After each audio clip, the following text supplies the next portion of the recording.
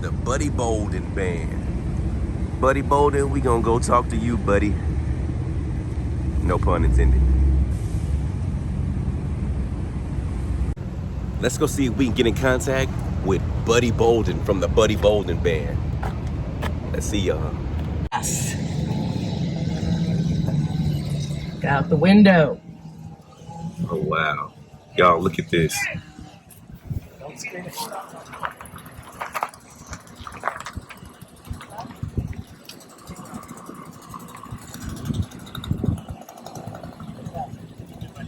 That sign, oh no, yeah, that sign right there. See that picture? Yeah. See that picture? What's that remind you of? Oh wow. Oh, that's the band photo from we just saw. Yeah.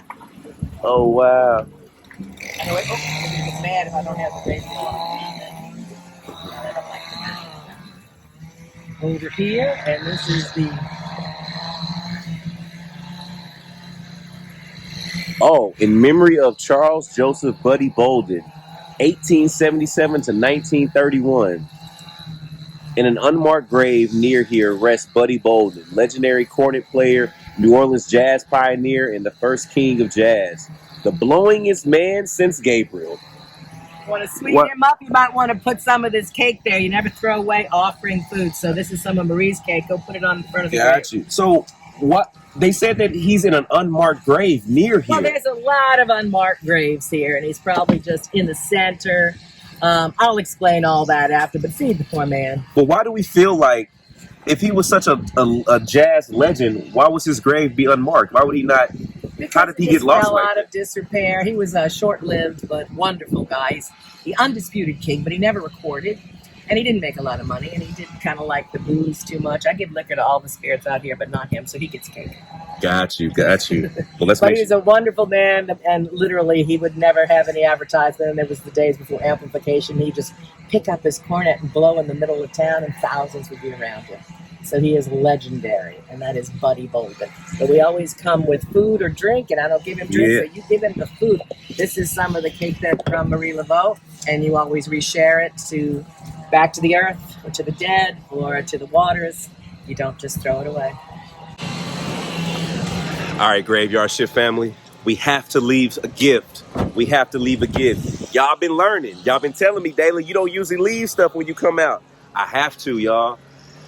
So this is some cake from Marie Laveau, her celebration that we had the other day of her birthday. So we are repurposing that for Mr. Buddy Bolden. So the music lives on. So the music lives on. It's Bloody Mary, y'all. She brought us here. We're gonna do a spirit box session with Mr. Bolden. We brought our gift, y'all. The music lives on.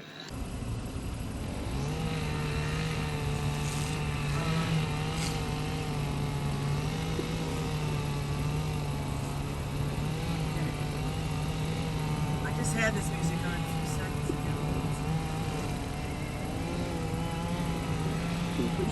On Sunday, and then my mom was on Monday, on the 11th, and then my husband's at the end of the month. So yeah, this is a birthday month.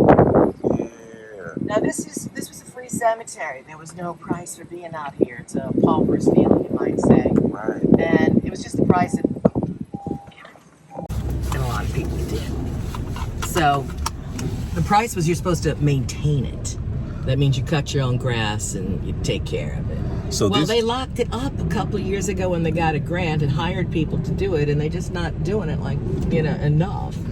So you said that We're gonna go sit under this tree and talk. So you said that this original field was a pauper's field. A pauper's field, a free cemetery. And so all you had to do was come and dig your own hole, and you could have access to this land. Sort of. Yeah, he still had to report the death and go through the things. But it was eventually bequeathed to the city, and the city wasn't in the business of cemeteries, so people tried to take care of it. And as long as you took care of it, you could use it. And if you... Wow. Y'all, Bloody Mary brought me to this cemetery, this Potter's Field. She said this is one of the best kept secrets in New Orleans. Holes. I've toured out here for 30 years. First person I think that ever did, and one of those that still do. Look at this tree. But it used to be open 24/7. Oh, wow. So they said that this field, you were given to it for free, but you were supposed to maintain it. You dig your own hole and maintain it. But I guess the cemetery took over and they're supposed to maintain it now. But you see that a lot of overgrown shrubbery. This tree is beautiful. Look at the life attached to this tree, y'all. Y'all know how we feel about doing spirit box sessions under big trees. Tell me this doesn't feel so New Orleans-y. This is New Orleans. Y'all, Bloody Mary taking me. She taking me over here to this spot. Oh, y'all, Lorenzo. Y'all know that's my middle name. Somebody left a teddy bear. Lorenzo Harris, thank you for your service. Arthur Washington, thank you for your service.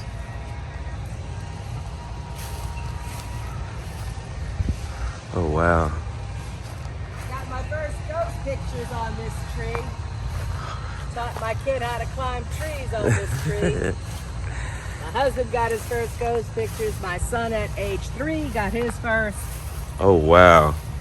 This is a beautiful tree. Y'all, look at all the graves that are surrounding. The moss. Oh, there's one right here. here. Oh, there's a grave. Now the graves that are out here. Look, y'all. Oh, wow. So you can have this for your information and for your people. I appreciate Always this. feed at the trees. Always at a cemetery. feed at the If tree. you're bringing flowers, give the flowers. If you're not visiting a particular. So I got some goldfish here. We put them at the tree. Always feed at the tree. The oldest tree, the tallest tree. And a little libation. This actually threw itself out of the car at me when I got out so I wouldn't forget. So this one absolutely wants the liquor.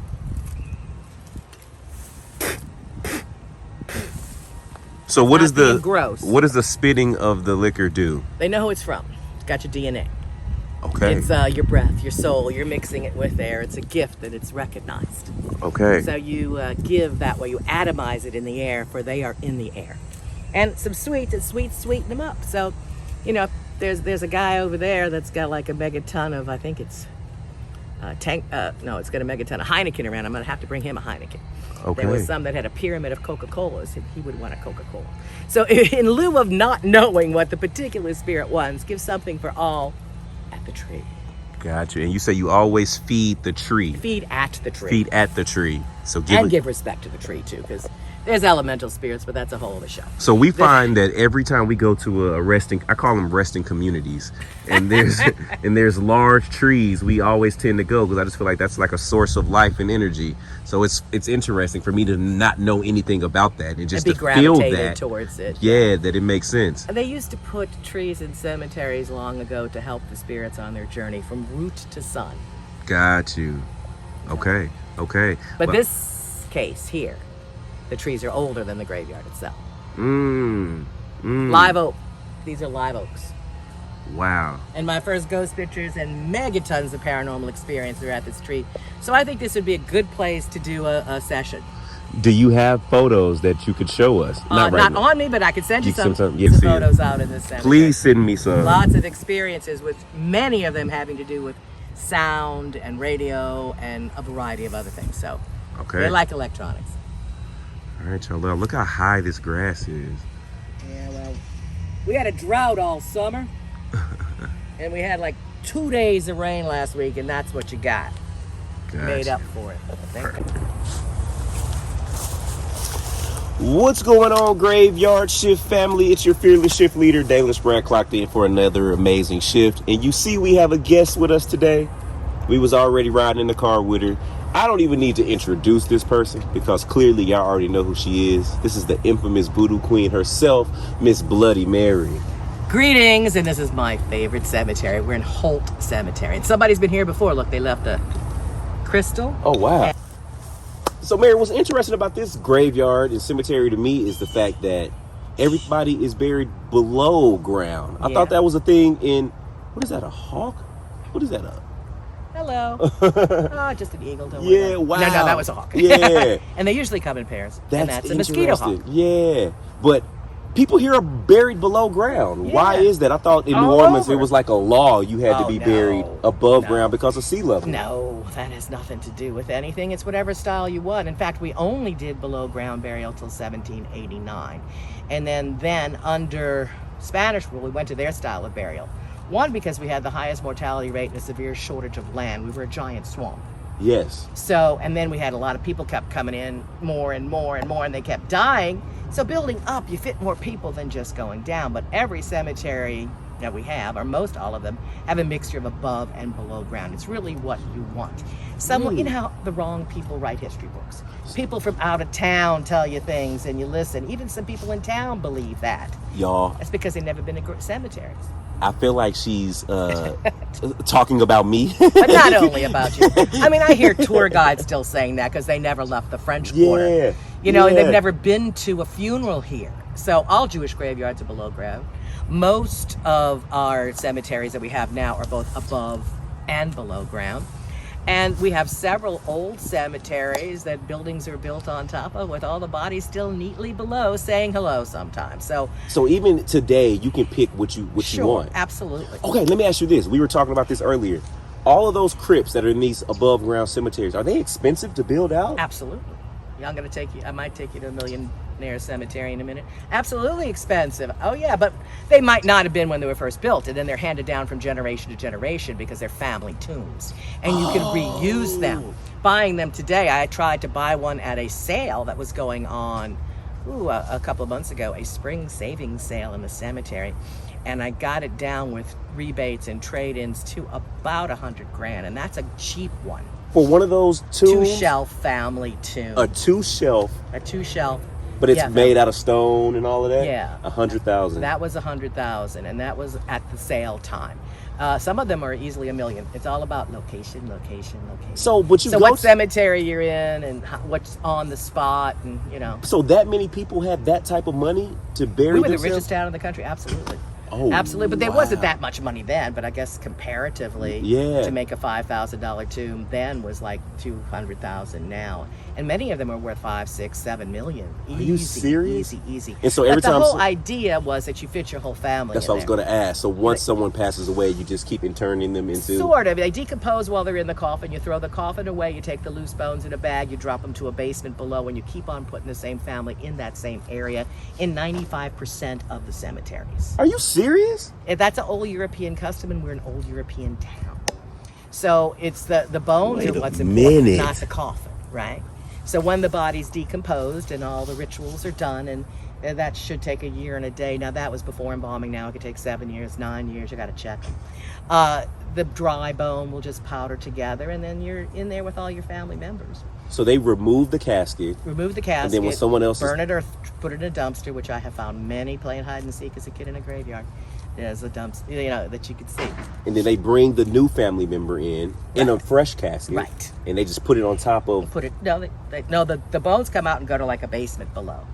Inside the tomb? Yes. What? So it's like a little ossuary. It's dug out in brick line. It's called a caveau, or a vault below that the bones go in. And then, now there's one cemetery that swears they don't throw the coffins away and everybody stays intact, but 95% of them, 95% it makes of them sense do. now. And the live that we did this morning. You saw a lot of names, right? That's what I was about to tell you. There was one and it had 10 names in it. I've seen 65 names in a 2-shelf. I've seen 110 in a 3-shelf one. I've seen 11,000 in a multi-vault one. So there's society tombs that are clubs that you could be a club member of and go in. So that's why you'll have 1,000 people there, because it's like, say you were a fraternity or a right, yeah, whatever club, you'd all go together, and then the others are the families. Now this was a European style we're just geographically stuck in the South. There was nothing compared to us with Georgia, Texas, or the other one. We were separate. We're a Latin Catholic colony and the gateway to the Caribbean, so we had more customs that were that way and European. And the Spanish, and all through France, and through most of Catholic Europe, you will find these above ground tomb structures that are found. That is interesting. Okay. So you never know who you're talking to when you're in one grave, because there's a hell of a lot of them. That makes so much sense now. I find that fascinating because, like I said, we were doing a spirit box session earlier, And so many people were coming through. And like I said, there's 10 people. I was like, how do you fit 10 people in here? But no, that makes all the sense in the world. But out here the same. I'll show you if we can. Here you got to dig them up with the shovel. Doesn't matter if it's above ground or below ground. We still multi-use the tombs. What? Then we shake the bones back into the earth, throw the coffin away, take a new coffin, put it down the 4 or 5 feet, take the old earth, mound it up, the rain does the rest, and you recycle. So even if someone was a pauper or a poor when they were put out here and their family later became rich, maybe they still want to be with their ancestors, so they still come out here. So you can reuse the tomb spot if you have one already here. Other than that, there's no more room here. But if they find you dead on the street with no identifying marks and they don't call me, you might end up out here. Wait a minute. So this is our pauper's field, but you can't call to get a free spot anymore. So people will come here and then you could dig up a family plot and then put another... No, it's a family member can come in and yes. they knew that their family member was but here. Let's say Buddy Bolden, who's in an Right. unmarked tomb. Now they don't know exactly where he is. So if they find somebody in the street and they're looking for a place to put him, he might accidentally be sharing with somebody else because when they dig, wow. you know, because this is a free pauper's field and that's how they work. So when do you think the last time someone's been entered here? Oh, yesterday, I'm sure. Oh, this is one of the most visited and one of the most, reused cemeteries around, and where families come visit. Reused families, cemetery. Well, I don't mean that in a bad way. I know, but it's true though. But just the idea, because you got to realize we have subscribers. The whole world is a cemetery from all over the world. So somebody sitting in Australia might be like, "Wow, the fact that we still going." The fact that they literally reuse, I never knew that. But a lot of people do all over the world. It's just America that has know that shocking kind of look. There's that egret again. I'm going to go get him. So we are here in what's actually still part of an old swamp. So yeah, you're still going to have swamp birds and egrets and all kinds of things that pop out here. Hello. Wild blue herons. Wow. I got to do a And spirit ghosts. box now. Now knowing that about the history of the resting communities here, I'm anxious to see what type of feedback we can get. You know, it's like I get people that come out with me and they're like, "Oh, is there a John here?" It's like, what do you think? Yeah, there's a whole bunch of... What do you think? There's a 3 couple Johns. of 100,000 people here and don't come out and go, "Hey, mother." Right. You so know, so you feel like there's hundreds, like 100,000 people buried out? Is the numbers that big out here, you think? Probably, yeah. Well, but it's safe to say there's thousands of people buried in this field. Yeah. Definitely tens of thousands, man. I'm sure 100,000. Wow. There's a million in St. Louis. Yeah. Yeah, I mean, this is still in use. None of our cemeteries are closed because of this, by the way. There's some fresh dirt right here. Well, is that the tree? Where? Right here? Oh, yeah, that's a new one. Mound? You can just turn your camera real quick. Somebody literally... So they just it's mounded up. That's a fresh arrival. The rain will push it down. So you dig down 4 feet. Right then there. you put the new person in, and then you use that old earth and you mound it up, and sometimes it ain't so fresh. Wow. That's wild that someone would... I don't know. This just doesn't seem like a... It's just what we've always done. Yes, and many Americans that come here are shocked. Yeah. And Europeans, I mean, some cultures put your bones out and let the buzzards do the rest. You know, I mean, everybody's got a different way. God, it's not that hot today, and everything's still overheating. Right. We're going to do a spirit box session. Hold on. Open the way to the spirits that are here today. I, Bloody Mary, come to say hello. I bring friends. Please state your name. My name is Dalen. Come in love, peace, and respect. And we give you offerings, and we ask you to come and communicate through the spirit box.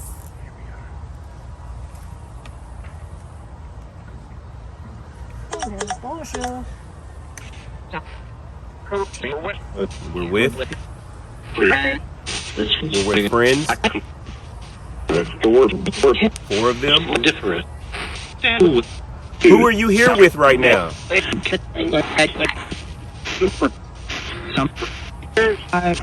with them. I'm going to give a tall order for this box. Okay. Is there a possibility we can hear any music and any of you guys that play that can come through here?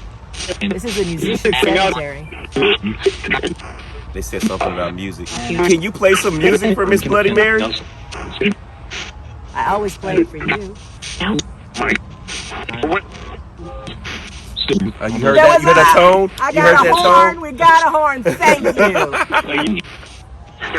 He's the blowing man through the veil. Can you play one more note for us?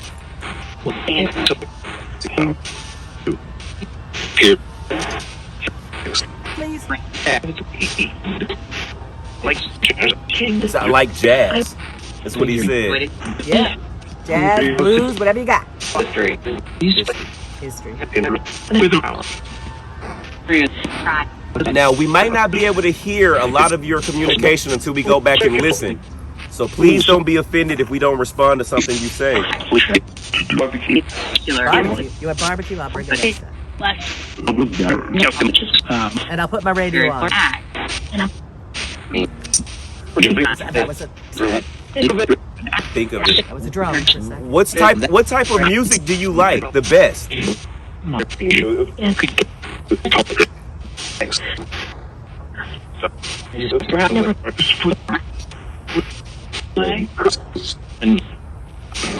We appreciate you for playing that note for us. I heard a cymbal. Acoustic play. Did. I brought many famous musicians. Can you tell us the name of your favorite song?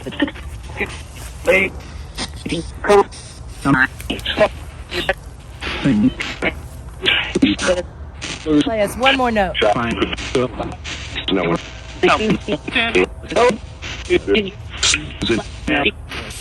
was some type of. I definitely heard a cymbal in the middle. We would love to hear your music. I know you're playing on the other side.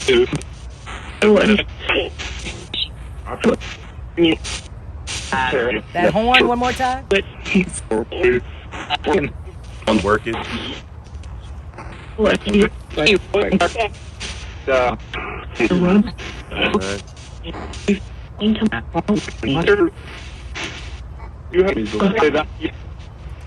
Can you play us one more concert? It's hot. Have a toy.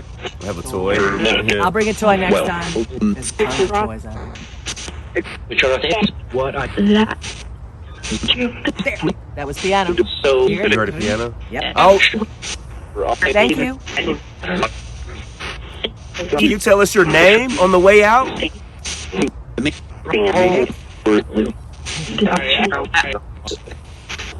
Is Buddy out there? Of course. Yeah, it's something like that, right? Could be a fourth. Buddy, is that you? This is Marianne. I need help. This is one. I gotta bring a toy. The good The Good one. life. The wonderful wood, the good life. I thought it said the good one or something. I heard the good, whatever that last word was. Trailed off.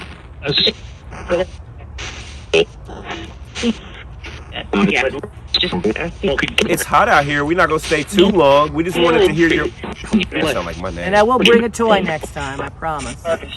Lots of kids on the street. Is it a child here that wants a toy? Like me? There's hundreds of teddy bears and toys out here. I saw one over It's hard there. to see on the grass, but plus, they're here. Okay. Can you say goodbye? Say goodbye.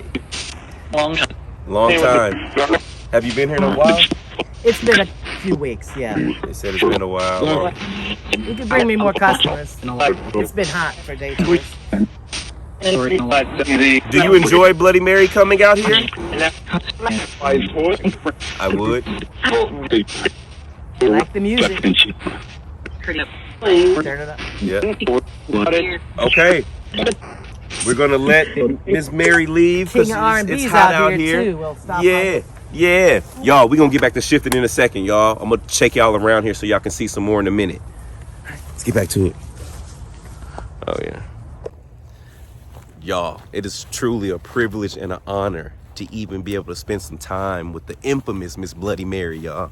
It's hot out here, so we can't have her out here too long, y'all. But we are gonna go over here. I want to show y'all this. Oh, I gotta jump over this little ravine. Hold on. So I don't know if y'all can see this ravine. Let me show y'all my athletic skills, y'all. My athletic skills.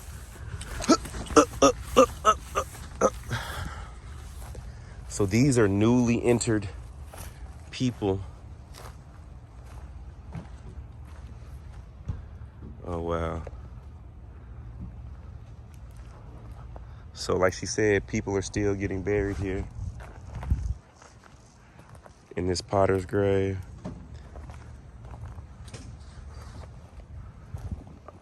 Shaka Daquan Miller. You was 14, safe in the arms of God. Blessings to you, Shaka. Blessings to you, Shaka. Y'all, look at this.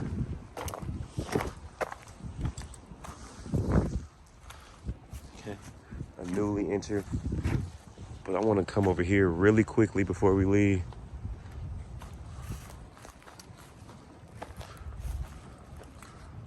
Oh, wow. You see that big bird right there? That's Louisiana for you. Rut Pryor. My man got a mailbox. My man got a mailbox at his grave. All right.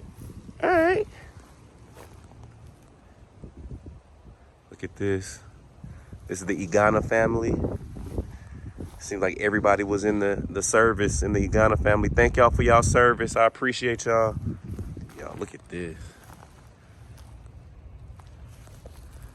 They have a jacket on this resting space.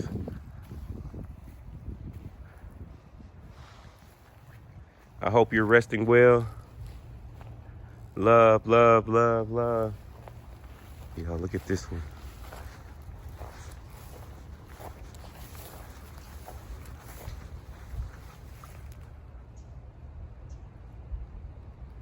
Wow.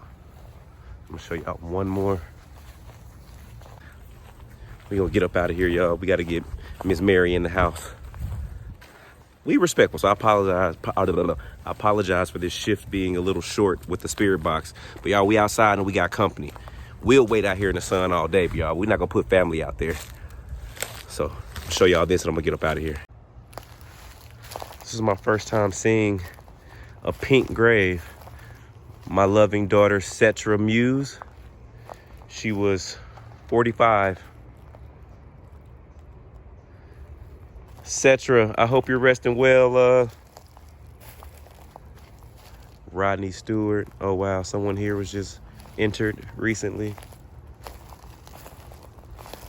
This is James Bailey Henderson. James. Oh, James, you got nothing but gold rings and gold around your neck and on your arm. Hey, man, I appreciate somebody like you, James. You look like you a good time, my brother. I hope you resting well, James. I hope you flashing on in the sky, brother. Love, love, love, James. That's what I'm talking about. James had all the gold rings and the gold necklaces on his picture. James looked like a good time. All right, y'all, look, here we go. Wow. This is Mr. David Johnson, 1946 to 2017. Huh. I don't know why I assumed that it was a woman's grave, but that's ignorant to me just because it's pink. I love pink. But yeah, it stands out. David, I hope you're resting well, buddy. All right, y'all. We finna get up out of here. Here come Miss Mary. That's my chariot awaits. Wow, look at this. Let me get up out of here, you know. This Potter's Field. Wow. Cornell, 1989 to 2018. You 4 years younger than me, man. I hope you're resting well. Yeah. Oh, wow.